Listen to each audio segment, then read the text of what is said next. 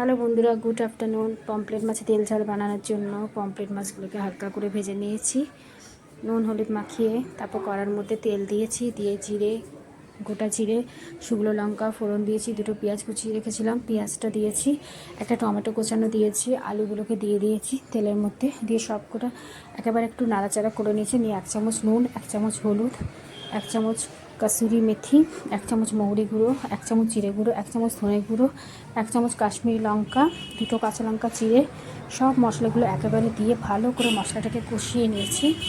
কষানো হয়ে গেছে, সামান্য একটু জলও দিয়ে দিয়েছি। জল দিয়ে ভালো করে মশলাটাকে কষিয়ে নেবে, যতটা কষাবে তারপরে টেস্টটা হবে। দেখো ভালো করে কষিয়ে নিয়েছি, তেল ছেড়ে গেছে। তারপর আমি এর মধ্যে জল দিয়ে দিচ্ছি, দিয়ে মাছগুলোকে সব পরপর করে সাজিয়ে দেবো, দিয়ে ঢাকা দিয়ে দেবো। পারলে তোমরা সামান্য একটু চিনি দিতেও পারো, নাও দিতে পারো। সবশেষে তোমাদের বাড়িতে ধনে পাতা যদি থাকে তাহলে একটু ধনে পাতাও দিতে পারো। তো আমার কাছে ধনে পাতা ছিল না বলে আমি দিইনি। তোমাদের কাছে ধনে পাতা থাকলে একটু ধনে পাতাও দিতে পারো।